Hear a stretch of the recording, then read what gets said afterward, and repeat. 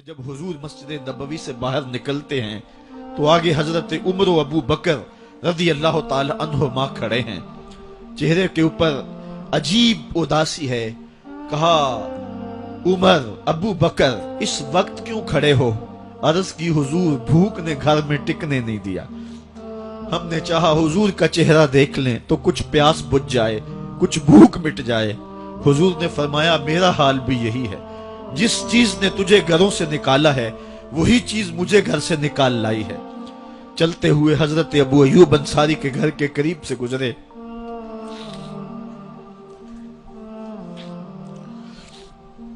حضور کی خوشبو پا کے وہ باہر آ گئے. عرض کی بندہ نواز آج میرے مہمان نہیں بنتے؟ حضور نے کہا تمہاری مرضی. گھر لے گئے، چٹائی بچھائی، حضور کو بٹھایا، گھر والوں کو بکری کا بچہ ذبح کر کے دیا. کہا جلدی جلدی کھانا تیار کرو، میرے آقا کو بھوک لگی ہوگی. یہ کہہ کے واپس آئے، حضور کے پاس بیٹھے. نظر چہرے پہ پڑی تو گھبرا گئے. نکاحت کے آثار اتنے واضح تھے کہ سمجھ آ رہی تھی کتنے دنوں سے حضور نے کچھ نہیں کھایا. اٹھ کے باغ میں چلے گئے، کھجوروں کا خوشہ توڑا، حضور کے سامنے رکھا. کہا بندہ نواز جب تک کھانا تیار نہیں ہوتا یہ کھجوریں تناول فرمائیں. تھوڑی دیر کے بعد کھانا دسترخوان پہ لگ گیا. حضور سے عرض کی حضور آئیں کھانا تناول کر لیں. حضور نے دسترخوان پر تشریف فرما ہو کر کے حضور نے کپڑا اٹھایا تو حضور نے جب دیکھا کہ کھانا ہے تو حضور نے ایک روٹی لی اور چند بوٹیاں اٹھائیں اور ایک خادم کو بلا کر کے کہا جاؤ ہمارے گھر دے آؤ، میری بیٹی فاطمہ کتنے دنوں سے بھوکی.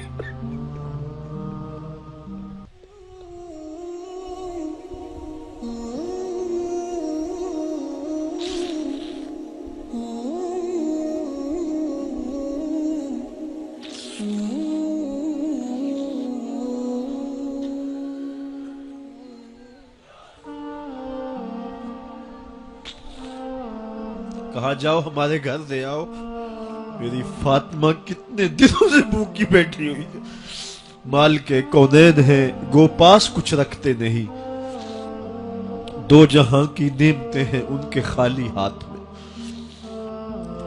آپ کو پتا ہوگا کہ جب میرے رسول کا انتقال ہوا ہے، حضور کا وصال ہوا ہے، تو حضور کی ایک زرہ ایک یہودی کے گھر میں گروی رکھی ہوئی تھی.